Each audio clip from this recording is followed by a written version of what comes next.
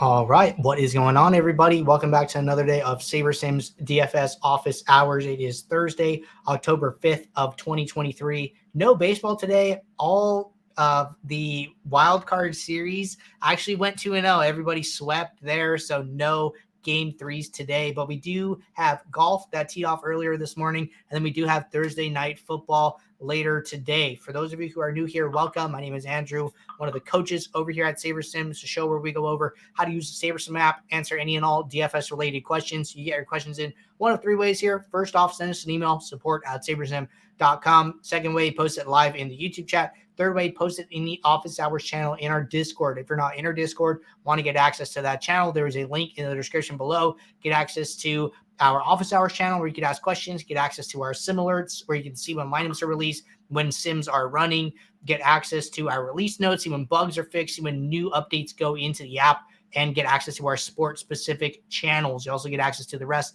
of the SaberSim team. So many good reasons to join the Discord. Apologize for the late start here. If you guys missed it, our own Matt Hunter was on Lulz. It is a DFS podcast for those of you who aren't familiar with it. Pretty popular in the DFS space if you've been around for a while. So Matt was doing an interview there that just got wrapped up. You guys can catch that as a recording on YouTube or even on Spotify, I know for sure there. So check that out if you guys want to hear Matt talk about Sims and SaberSim overall and a little bit about his background as well. So get to know Matt a little bit there. And for those of you keeping up with our shows recently, you guys know I've been having some PC issues. Think I figured out what the problem was, found a Reddit thread that it was a StreamYard Chrome issue. So I'm still on my PC, but I think that we are all set with a little bit different browser. So not expecting any hiccups today. Really apologize for those. I know you guys come here to get your questions answered and learn about DFS. So I think we should be all set today. But before we jump into the show, I got to remind you guys, NFL Week 4 main slate coming around the corner. If you guys are not signed up for our weekly max challenge, get signed up. The link to this page is in the description. You can use this green enter the challenge button up here at the top. What is the max challenge? It is a promotion giveaway we do during the NFL season. Get access to weekly prizes, get access to season-long prizes. All you have to do, use the SaberSim logo as your avatar on DraftKings. Fill out our short form. That way we can send you guys gear and then enter 150 lineups into the DraftKings Mini Max contest on NFL main slate. And that will make you eligible for all of our prizes. So get signed up and participate in that giveaway. But with that being said, going to be jumping into our regularly scheduled office hours. Let me navigate to the showdown contest tonight. And really quickly, with this Chicago-Washington showdown coming up tonight, Max and I recorded our Week 4 NFL review. We actually went over some showdown strategy for the Monday Night Football showdown, which is why it's coming out a little later. We wanted to wait till the Monday night contests were done to go over that here. So let me just pull it up. We released the video earlier today with our review. So if you guys are going to be playing Thursday night football, I would really recommend checking out that video. Max talked a lot about things that he does, and we reviewed top players as well. So if you go to our YouTube channel, just go to videos and then balancing uniques with win rate in NFL Showdown, the pros review NFL Week 4. This video just released a couple hours ago, but talked a lot about showdown strategy in this video. So great watch ahead of tonight. And funny enough, the last time that Chicago and Washington played a showdown match, Max Steinberg won the Millie Maker, solo shipped it. So if you want to hear him talk about that, just go to our YouTube channel, search Millie up here at the top, and then you're going to see Max Steinberg joins to discuss his Millie Maker victory. This was last NFL season, same two teams playing, funny enough. So check out that video as well. A couple good watches for you guys ahead of tonight's game. But with that being said, looks like our first question came in from AK Knowledge. And AK said, is there a way to save my categories positions in the players tab, so I can always log in and have my exposures connected to names. And if I move ownership next to that, I can keep those aligned as well for future slates or even next build. So unfortunately, there's not a way to do this at the moment. This is something that we want to do. We know that people come in here and, like to see their columns a certain way. It would make sense for that to carry over to future slates. So what I could do here is, I know this is already on the team's radar, but I can just mention it again to the team and let them know, hey, people are asking for this. So I'm just going to say columns, saving slate to slate here, by sport, slate to slate, by sport, and happy to mention that. But honestly, I would find a lot of value from that myself here. So really, really do agree with that one. All right. Question from Simple Chef. Question says, I'm not sure I agree with that level of restriction with lineups but maybe it can be a good idea when you're fine with playing high-owned players, but getting one or two lower-owned is the differentiator in winning a lineup. Thoughts, and how do I set that if I wanted to? Okay, so it sounds like you're looking at this on like a lineup at like a lineup level. So if you have thoughts about rules or different things that you want from your lineup as a whole, go to lineup rules, go to add new rule. This aggregate option is going to look at an entire lineup. So if you say like, hey, I don't want my cumulative sum ownership to be more than X percent, setting an aggregate rule is going to be the way to do it. If you care about floor projection, right? You don't want the projection of your last lineup in your pool to be less than a number. So then set that to my projection sum at least, right? What I will say is that from doing these main slate reviews with Max, we've done 4 videos already. What we've seen is that, there's no reason to avoid an individual chalk player or an individual chalk piece. We see over and over again in these reviews that the best players and the players that are building lineups that are grading out the best sim ROI lineups or sim ROI portfolios for our players that are maxing out these contests are using those pieces, are using players that have high ownership, but they're getting different in only a number of places or with their lineup construction. And they might be playing the chalk team, but they're playing it in a way that makes it different from the field or with these other pieces, and are only getting, like, I would call it different enough, right? They're not way off the reservation, everybody under 5% owned. They are mixing in these plays and they are still ending up with high sim ROI lineups. So check out some of those reviews. They're over on the YouTube channel under playlists, and then under this Coach's Corner playlist here. So if you go to Coach's Corner, you are going to see all of the reviews. So week 1, week 2, week 3, and week 4 here. So check those out. A lot of good information with those, and super happy to have Max on and willing to do those. All right. One more question here from Simple Chef. Happy to address this one. Question says, can you explain the formula for geomean for today's showdown as an example? 20 max entry with 150K entries, thanks, and how impactful is geomean likely best used for showdown, where duping is much more likely correct, doesn't seem advantageous for a normal slate?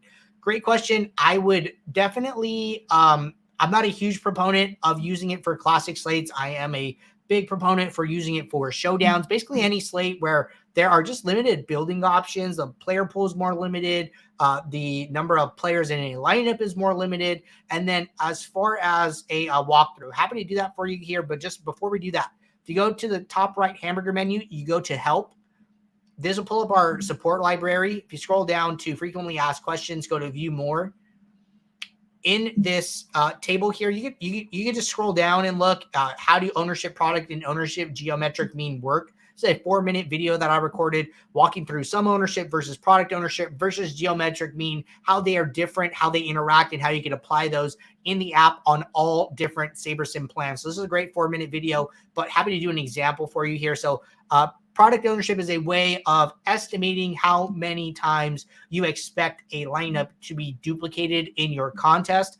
And the formula for that, which I was doing this for an example earlier, is you take the amount of dupes that you're aiming for. So let's say that I want to build lineups that are projected for under 20 dupes. So you go, you do a formula here, parenthesis, you do 20, and then you divide it by the number of entries in your contest. So that was, you said it was a 20 max 150K entry. So I would do 150,000, close the parenthesis, and then you do that to the power of 1 divided by the number of players in your lineup, which for a showdown is going to be 6 players. So 1 divided by 6, and then I'm going to hit equals. So then what this is telling me is that a geometric mean, a lineup with a geometric mean of 22.6, just going to move the decimal place over, would be projected to be duped around 20 times in the app. So then if we come in here and we just run some lineups here, I'm just going to run 500 here just to be quick.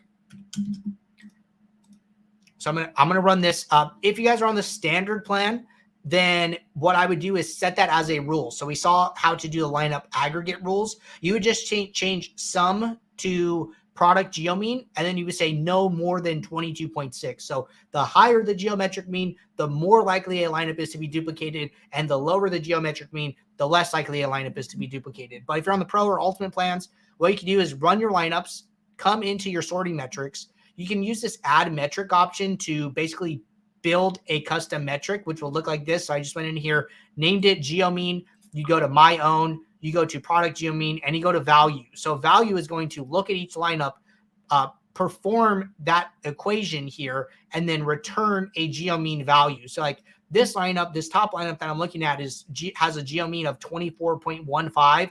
That would be projected for more than 20 dupes. More than 20 people are going to play that lineup in your contest, right? So good thing is about, if you have the custom metric, you can even sort by it, and you can also filter by it, right? So, hey, I want to get rid of all the lineups that are above that threshold. So then I would say show lineups with geomean, my custom metric, less than 22.6. And then what it'll do is it will look at your entire pool of 500 lineups. I'm just going to remove the question so you can see this.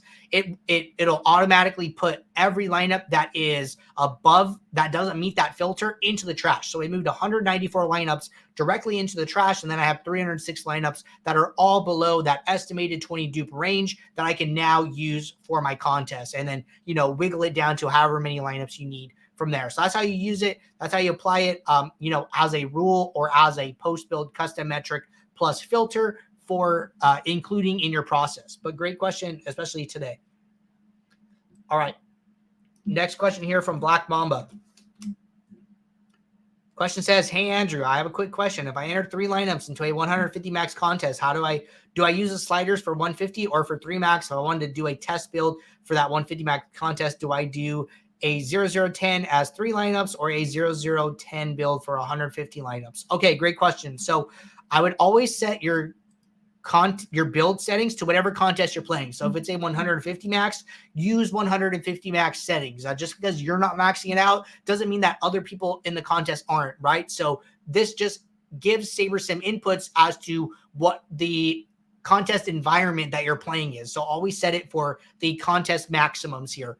And then if you are doing a research build, I would always use 010 or 09 sliders. So for a main slate, I would probably use 09 because I don't think you're going to need an optimal to win. But if you're playing a showdown, I would use 010. At Sim Diversity 10, we are going to take single game simulations. We're going to pluck one game sim out of our database of game sims. We're going to play that game out play by play, and then we're going to build the optimal lineup, right? So think of Sim Diversity 10 as optimal lineups. Think of Sim Diversity 9 as like highly curated lineups where you're using a small subset of sims, 3 sims, 5 sims, something along those lines.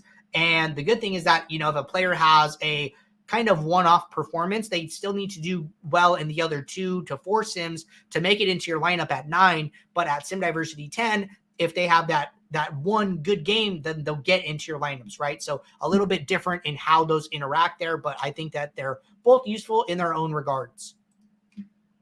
All right, scrolling down here. Question from Larson. Larson said, can you cover how the Sims can handle an idea of stars and scrubs so you can fit in CMC or 2 of the high-priced receivers, etc.? The lower punt plays don't have a good enough projection to typically fit into the build, and I keep getting middle-of-the-road options versus really stars and scrubs. Okay, so you know, there's not like a good way to say like, hey, you know, give me stars and scrubs lineups or give me, you know, these lineups that are a lot more players that are middle of the road, right? So what if you know you want CMC like for a main slate, right? Let's go over to the Thursday to Monday. So I'm going to go to Thursday to Monday, and then I'm going to go in here, and then I'm just going to set this as like a pre-built input here. And if I go over to San Francisco, right, and I know that I want to play a certain amount of Christian McCaffrey, first thing I would do is I would set a minimum exposure to him, and I would do that in the all tab, okay? So just remember, guys, that the all tab is always going to be better because this will include both running back and flex, both position options here, right? So if you know you want CMC, then I would just come in here and then just make sure that you're going to get a certain amount of lineups from your pool with this player, right? So at setting his minimum exposure before the build, you're going to guarantee that, hey, 25% of my 5,000 lineups are going to have this player, right? It doesn't mean you have to play those lineups. It just means that you're going to setting these to get these players in your pool, right? So something that Max and I talked about in our week 4 review is setting min exposures to guarantee that you get certain amount of lineups with players, resetting those minimum exposures or max exposures after the build, and basically using that as a way to guarantee diversity in your pool, and then resetting them, and then letting the builder kind of decide via contest sims or via your sorting metric how much of each player to play from there. So even if you set this to 25%, you're still going to get 1,250 lineups with CMC. You don't have to play all those lineups, right? You could play more or less, but that's still way more lineups than you're probably playing on any given Sunday. So that's the way I would think about it there. But I would just force those players in first, reset it, and then kind of go from there. You'll get the mix of lineups that you're looking for a lot easier. All right, question here. Question says, what's the most efficient way to late swap a subset of lineups? Say I only want my lineups with player X rebuilt. What's the easiest way to do this? So there's not going to be an easy way to do this. The only time you're going to be able to do that is if that player is out. So let's say that, you're playing a slate and you see that, hey, Jalen Hurts is out, right? And Jalen Hurts is playing in the 1:00 game and you want to late swap lineups with Jalen Hurts.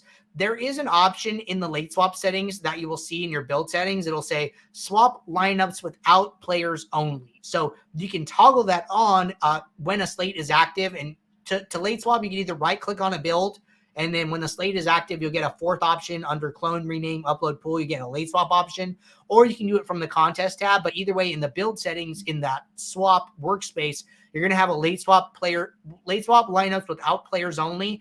That's the only way to specifically swap lineups with a certain player. The only other hacky way you can do that is to set the player's projection to 0. So saying, hey, I want to swap lineups with Jalen Hurts. If I set his projection to 0, what's going to happen is the red lightning bolt is going to be activated, and it's going to tell you that player is out. So you could try that. Try setting the player's projection to 0 as a hacky way of going to be able to late swap lineups with that player in it is the only other way I can think of. All right. Question here from K Bash. Question says, can we put our own generated pool into the contest sim lineup and rerun? Heard that mentioned, but unsure how to go about it. Great question. Yes, you can do that. So what I would do is open up a new build here, right click on the build, and then use this upload pool option. This will allow you to upload a set of lineups into SaberSim here. And then when you upload that set of lineups, if you go back to your build that you use to build lineups here, it'll be an option under the field lineups dropdown. So if I go to my contest sim settings, if I open this up, I can see I have all the SaberSim ownership. What I can do, what will happen is that if you have lineups in one of these other workspaces, it will become an option in this dropdown. So I have my field lineups, and then I will also say, if I had lineups in this build, I could sim against myself. So I could say build 1. If I had lineups in build 2, I could say build 2. And that is how you choose the field that you get to sim against. That is not one of the SaberSim pre-generated fields. All right, jumping over to the YouTube chat. Question from Chaz said, in a 20 max app, how many captains is a viable number? Is it best to lock one guy or split the ownership perhaps 5 ways? risk versus reward? Thanks. Okay, so good question here. This really comes down to your risk tolerance, right? Are you comfortable going all in on one captain, or are you somebody who's saying, no way, I can never do that. I need to spread it out to give myself options in case one guy gets hurt, one guy does bad, right? So one player might say, oh, I want to go all in, and then, that player gets hurt, and they're okay with that, right? It's like, it is what it is, move on to the next slate. Somebody else might be really upset and say, oh my God, I can't believe that guy got hurt. Now I'm going to get no money back. So it really comes down to your own internal risk tolerance, what makes sense to you. What I tell people is that, hey, if you are somebody who if the worst possible outcome happens and that really bothers you, you're probably one, maybe playing too much bankroll on a given day, or two, have too much exposure to one individual asset, one individual player across your lineup portfolio. So I would make the necessary adjustments to where, regardless of what happens after you submit your lineups, you're going to be comfortable with the outcome that occurs and be able to live with that. And it's not going to have an emotional effect on you from that point on. All right, scrolling down, let's start last question at the moment from Anthony. Anthony said, not all contests are 3 max, 20 max, 150 max. Is there a way SaberSim team can create customized entry limits? So what I suggest doing is just rounding up to the next highest. So like if you look at the sliders for a 3 max 1 to 10K entries, it's 5.6. And then if you jump to 20 max, it goes to 6.6. So not a huge increase. Sim diversity stayed the same. Correlation went up 1 tick. I think it's always easier to just optimize for the bigger contest, right? So the higher the sliders go, the higher and higher upside we are basically optimizing for. So you're never going to hurt yourself by optimizing for a bigger contest, but you can hurt yourself by optimizing for a smaller contest where the upside of the players might be smaller and you might end up with a lower score, right? But there's no points for overkill, I guess, for winning first place is how I would explain it. So that is what I would suggest doing in the meantime. I don't really think we're going to be making any updates to that. These are like the most common contests, and some of those odd ones can get a little sticky. And, it also varies on the contest size, which we don't have a ton of control over. So we try to just encapsulate the most obvious ones.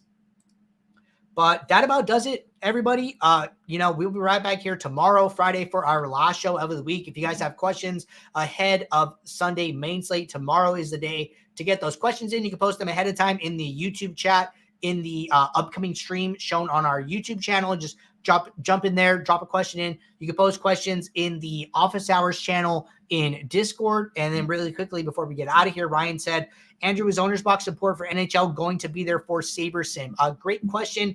I wouldn't see why not. We already have the NHL model. I know we're supporting NBA already, so I can check on that. I'll mention it to the team, NHL OwnersBox, but I would assume that we are going to have support for that. So good question. And until tomorrow, guys, take care. Enjoy football tonight. I will see you all later. Thanks. Bye.